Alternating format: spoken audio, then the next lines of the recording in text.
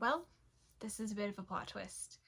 I never finished my craft room because we moved halfway across the country. Well, all the way across the country, up and down. Long story short, we used to live in Wisconsin. 2 weeks ago, we moved to Oklahoma City, Oklahoma.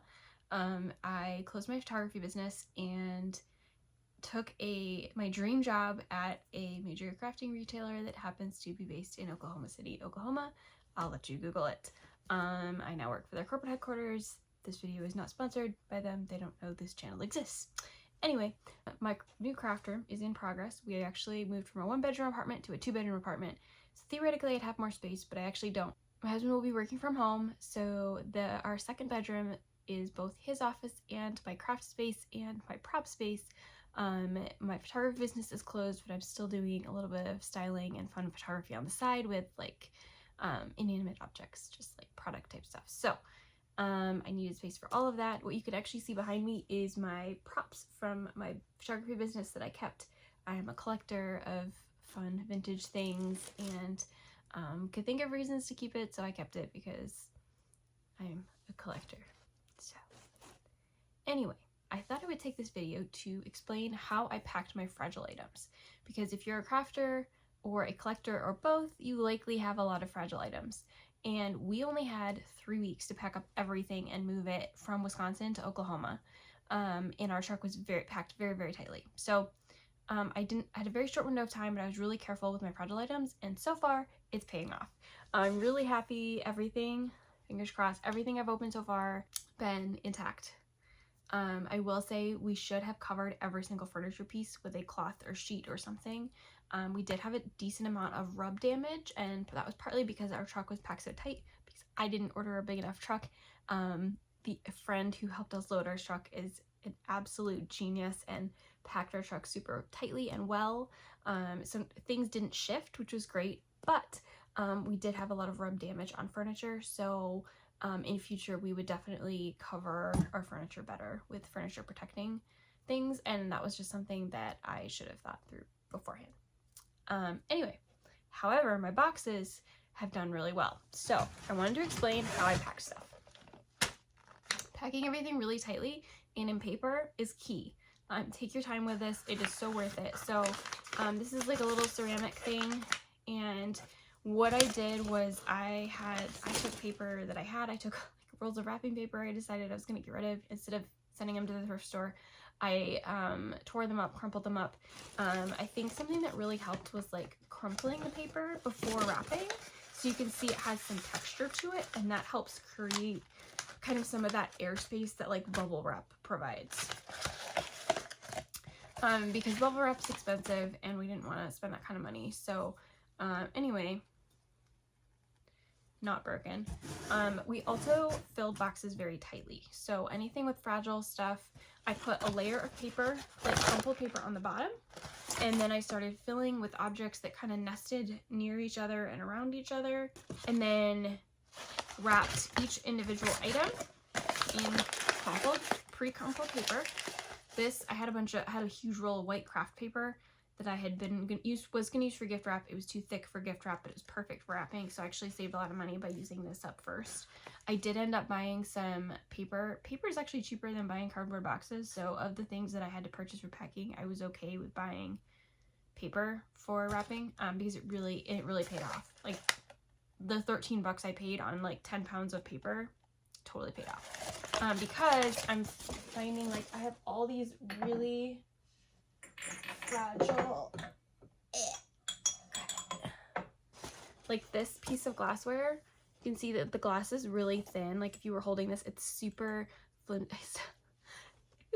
Does anybody else do this? I left the Goodwill sticker on because I haven't used it for anything, and like I wanted to remember how cheap it was.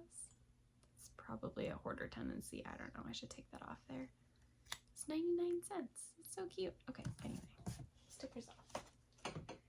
Anyway, those really fragile things, I wanted to be really careful with those. So, let's see, let's keep going through this bin and see if I broke anything. One thing we did when I finished packing each fragile box, I shook it. I also put in a few like crumpled balls of paper. One thing we did after each box is packed is you like shake it around, and if you can hear any clinking, go back and fix it because that's gonna clink like on the drive. But by packing it tightly and packing with paper, you're going to eliminate, you're not going to give it room to clink. Yay, I'm so glad this made it. It says Vermont on it. I did not get this in Vermont. I got this at a Goodwill, still have the tag, for $2.99 here back in Wisconsin, actually. And I thought it was cool that it said Vermont because I am from New Hampshire originally. Also, I apologize if I'm looking off to the side. I keep forgetting which side my camera is on. So you can see I've got these nested on top of each other, but in the same piece of paper. Now, one thing that helps with our precious items is that the friends who helped us move are very amazing, considerate, gentle people and didn't like drop boxes. So that was helpful. And then on this end in Oklahoma, we didn't know anyone. And we still kind of don't really know anyone, but we did not have help here, so we actually hired movers. They were fantastic and were super gentle with their stuff. So I do think it helped that we didn't drop a ton of boxes, if any. The other thing that I did was I purchased a roll of Fragile stickers, and they were like, I don't know, $6 or $7 on Amazon. I will link them in the description. But let me see if I can turn the camera. This one is torn, but there you go.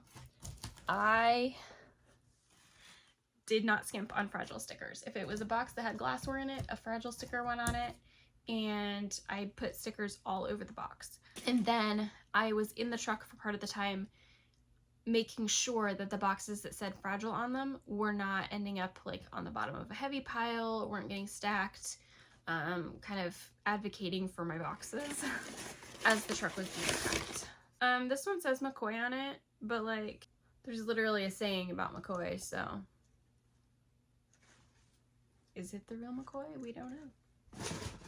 Yeah, so the Fragile stickers really helped. They were super cheap, worth the weight in gold. Every once in a while, I'd have an object that I could fit a smaller object into, and I did make sure to wrap said object in paper. Let's see if it survived. All right. Moment of truth. Ta-da! Inside this, inside paper, not broken. Huzzah! Anyway, I just wanted to share that not so quick little tips and tricks video.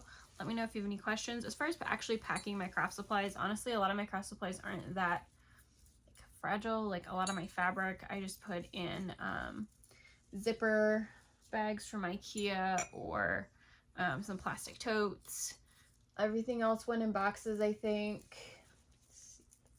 Yeah, I just kind of make sure nothing shifted. One of the big things I did was I made sure that paint and anything that was liquid or could spill was in a Ziploc bag and then inside a plastic container or something of that kind, because I'd heard too many stories of things spilling in shipment, and that seems to have worked really well. So I definitely recommend taking caution with your paints and inks. Tape your inks together, things like that, just to be extra safe so that you don't have a giant mess. Hope that video was helpful. As I get my new craft area set up, I will share about it. Maybe I'll actually finish it this time. I don't have a sewing machine right now, so there's not a lot of projects I can actually share. Maybe I'll share some card making, but I don't have a sewing machine right now. My sewing machine broke. Too cheap of a machine to fix, to be worth fixing, so I actually threw it away before we left Wisconsin, so that's a bummer. I need a new sewing machine. But I will keep you all posted, and thanks for following along.